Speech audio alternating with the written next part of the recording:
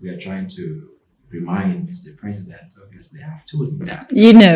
One of my interviews, I told him he should remember he asked us to give him that last chance that he's going to hand over back to the young people when he's finished. And I told him to remember that. So as he was saying again. Like you spoke to the president? On an interview. Okay, nice. Yeah. Okay.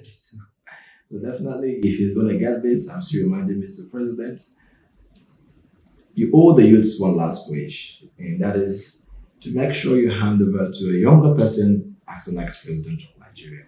He owes that, and you're going to write your name in gold if you do that first.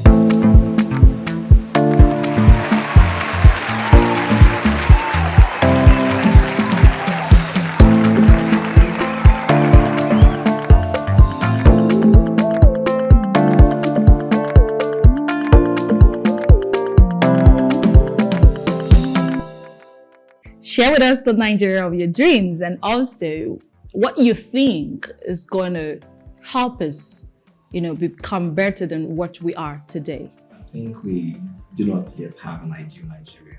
We have a Nigeria by nomenclature, by independence, but we do not have the ideal Nigeria. I think the ideal Nigeria is a country where you and I will be very proud to practice patriotism, love for our country, respect for our country. And that can only happen when we have a Nigeria that is taking absolute responsibility of our citizens. We want a Nigeria where the leaders will actually understand that they are servants to the people. The Nigerian of my dream is a Nigeria where I'm going to see a Nigeria that has the office of the citizens. The office of the citizens, and that office should be the highest office.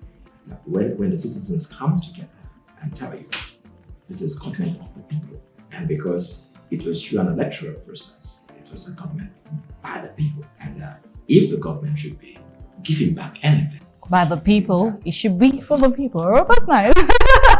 That's nice logic. I want a Nigeria where a police officer would respect Nigeria before the president he is following action. I want a Nigeria where the chief of army staff will respect the constitution more than the commander-in-chief. We need to see a Nigeria where we can survive. And that is the Nigerian of our dream. And we have that opportunity on our begging in a couple of months, less than 5 months. Nigerians have the opportunity to have that Nigeria of their dream. We just need to realize one thing. That the office of the citizen of a Nigeria is very much activated. You have the right to vote. I have the right to vote. Use that right and fight for your survival. I don't need to tell you your choice candidates. But obviously, as a young man, you definitely know that. If I'm left to choose, I will choose the youngest among the three. So, that is just it. We have the opportunity to make Nigeria right. Okay, so who's the youngest among the three? Let's move that. No, I have a room to ask that question, so go ahead. Obviously, we know the youngest among the three contending candidates is Mr. Peter B. I think he's barely 62 or thereabout, 63. Confirmed, and okay. Yeah, he just celebrated his birthday, I think, next year.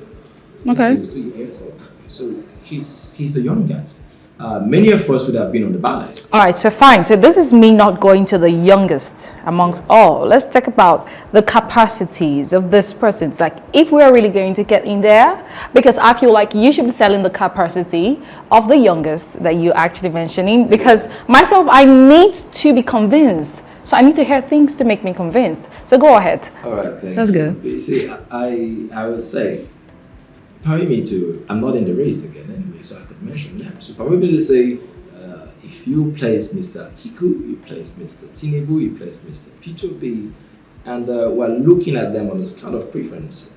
One will say, okay, first, like I said, age. Obviously, as a medical doctor, I understand that there are some dementias that come with old age. There's some debilitations in the human cells. Now you're talking as a doctor. Yeah, that That's comes with fine. old age. So All right. as a doctor, I would go for someone who is quite younger. than people who are already aged. Tell me more. Why? Like I said, there are some natural health depletions that comes with age. Okay. You don't need to cure them. It's just that. It's age factors. So anyone who is above 70 definitely is riding down the line. You have issues that are beyond medical control because it's age related. Okay. So we don't want to have that. We don't want to go into that tight corner where we have a president that is struck by an age-related illness. And you think he's not going to do fine? Yeah, we cannot help. Yeah, definitely. And you think he's not going to do fine? Yeah, he's a sick, someone who is incapacitated or who has illness that is actually. If I'm sick, I wouldn't even be on the show.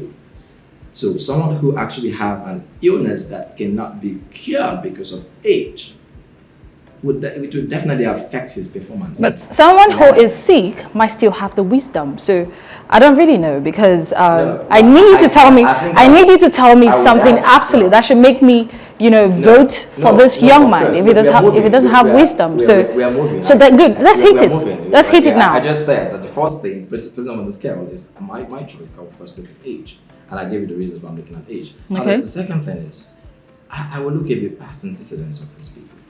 Okay. That's a very beautiful thing I want to look at. Now, I want to look at the past life of Mr. Atiku. I want to look at the past life of Mr. Tinubu. I want to look at the past life of Mr. Peter. And looking at their past life, I will have a sense of judgment to know who actually to follow. And we've seen those three people, at least we might not have seen them in the business class. Obviously, we know that Mr. P2P has done well in the business. Maybe these two we've not seen or we've not heard about their successes in business. But we know that three of them have participated politically. So we're going to judge them based on what the three things that we know three of them have been exposed to. They've had public offices. Mr. Atiku has been one-time vice president. And we have a vice president who thinks about building himself and building the nation. Remember when we were talking, I talked about the Nigerian of my dream, where I want to see someone who is going to build the nation and not himself.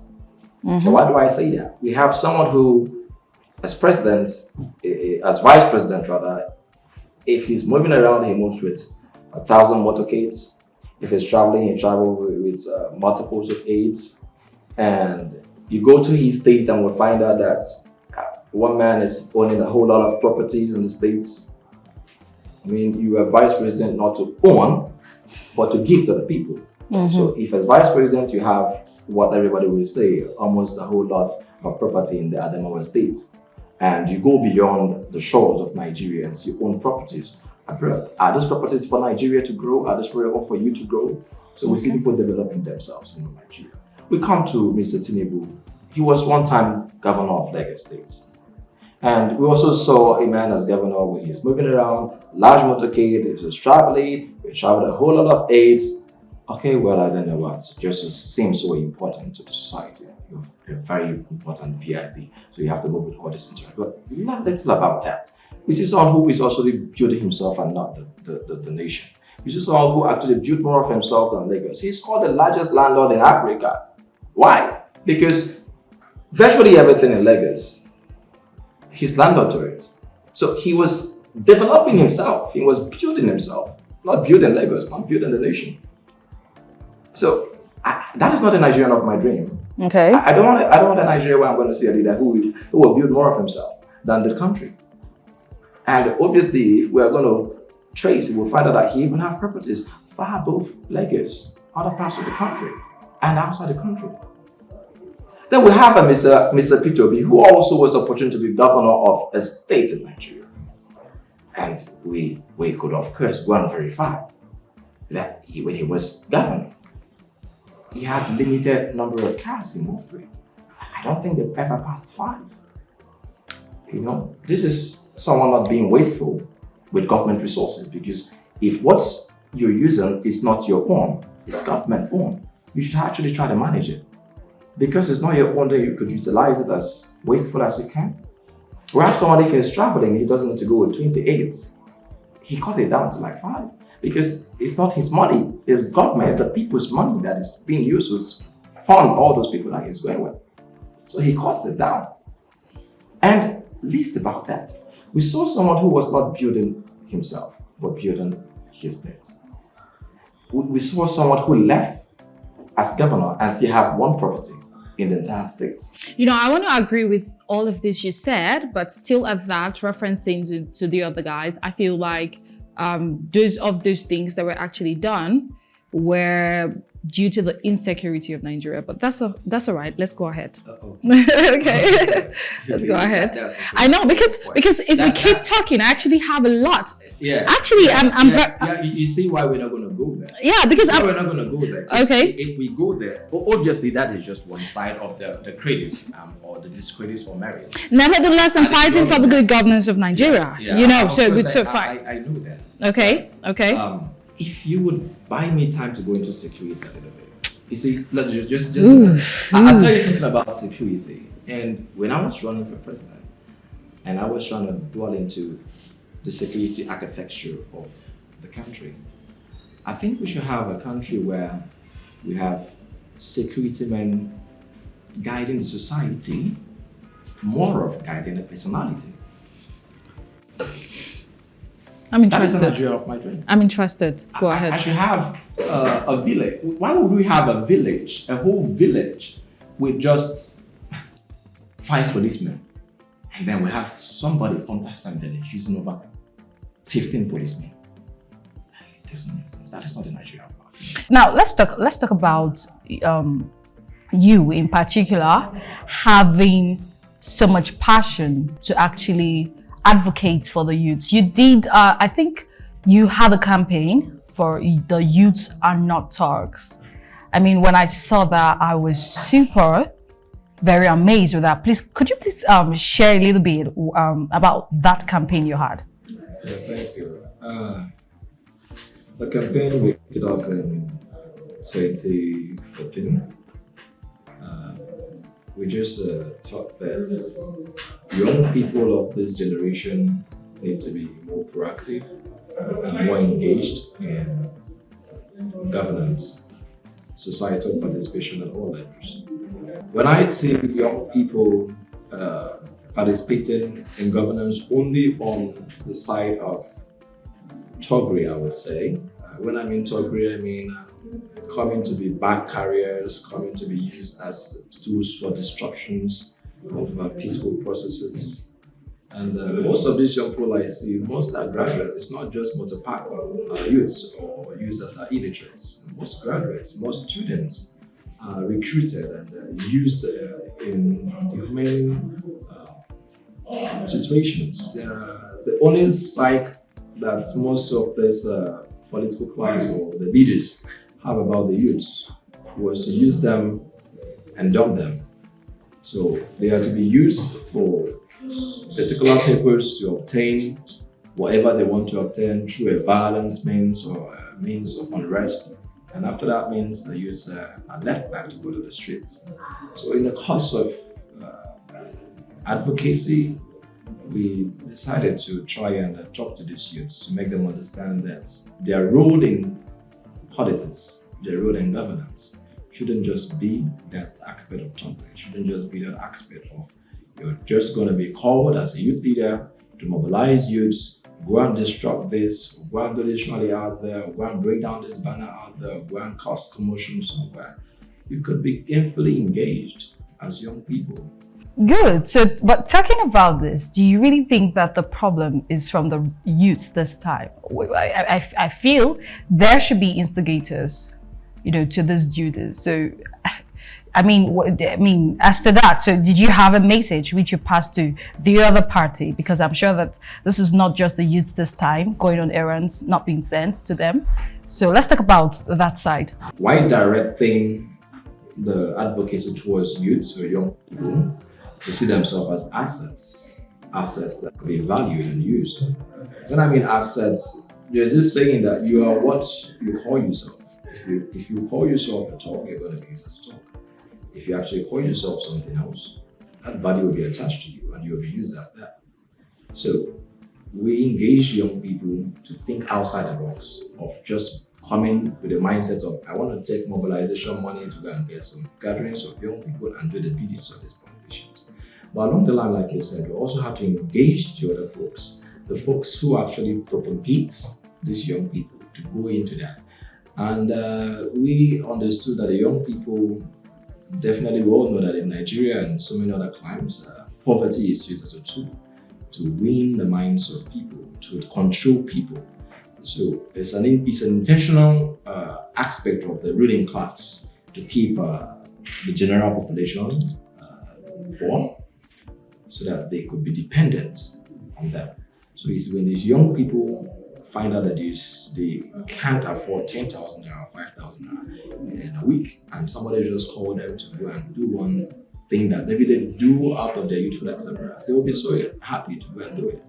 So we have to engage this other side to tell them, look, you have to stop seeing young people scornfully. You have to stop seeing young people as these are the only things you're good at, because you're the ones actually propagating them to be good at that. You've not tried other options for young people. You've not tried ways to help them. Right. Yeah. And then we started bringing professionals into the political cycle, so that these leaders could see that young people are also medical doctors, young people are also lawyers, young people are also engineers, young people are also computer scientists. It's not just young people are their talks. I mean, young people are still professional. Yeah, we still have responsible. Exactly. So you could actually bring those people and add value to society. Then we started late youth lead. Now the late youth lead was not also just born out of the fact that young people were being used as talks, but we started understanding that, I mean, our generation should have a purpose. We believe that every generation has a purpose. I keep saying that, I mean, more than 60 years from now, the younger generation of their time fought for independence. If you go back to check the independence fathers, we call them fathers now because time has far gone, but at that time, they were not fathers. They were all at their primes. Most of them were below 40. They were young people. They came out and they fought for it. It was not people of 8 years that fought for independence. The Namdi Azikiwes, the Tafala Belowes, they were all below their 40s. And they put it in good use. Okay, so that was actually what propagated you to actually get into. That was a very nice step. We thought that, I mean, this generation, maybe we could be called, we could come on board to actually contribute to our own project. But you see, frustrations keep coming from those who have entered the system, dominated it, tested this power, and they felt, no, we don't think we should let loose those things. And that's why we keep crying. See, we are leaders of tomorrow, but you were leaders when we were quite young. So the simple message to us is, you're not going to be spoon-fed to get this. You have to reach out for it. You're not just going to sit down and we expect us to hand over to you. You have to show capacity, tell us that you're ready for it, and then you reach out for it and you take it from us. So we said, okay, we looked at the constitutions, we looked at other things. When we are in the advocacy for late youth lead, remember we started from youth about talks, right? And then it led us to the advocacy for late youth lead. And doing that, we understood that, okay, there are constitutional barriers that could affect them. And we advised to come together with other youth organizations and other concerned parties. And of course, the idea of Not Too Young to Run came about, going to become a bill, and by the special grace of God, it became a law. All right. Thank you very much for your absolute answers. Indeed, you are one very great, inspiring or aspiring person or representative of the youth. I must give you that whole credit. Take that, sir. All right. Thank you very much about that. Now, let's get on to our society. Let's get on to our system. You know, I'm super keenly for the interest of the society. Tell us, basically, your experience in the medical sector with some areas in Nigeria, and also the disproportionate paychecks and also people brain drains in the society. Let's talk about that. There's this saying that goes, when wealth is lost, nothing is lost. Or when health is lost, something is lost. It simply means that health of the people is the most important aspect in every society. Sure. Healthy living gives a healthy society. One cannot be talking of a society that will thrive when we're not talking about the health of the society. So I see health as something that revolves around every aspect and sector of a society.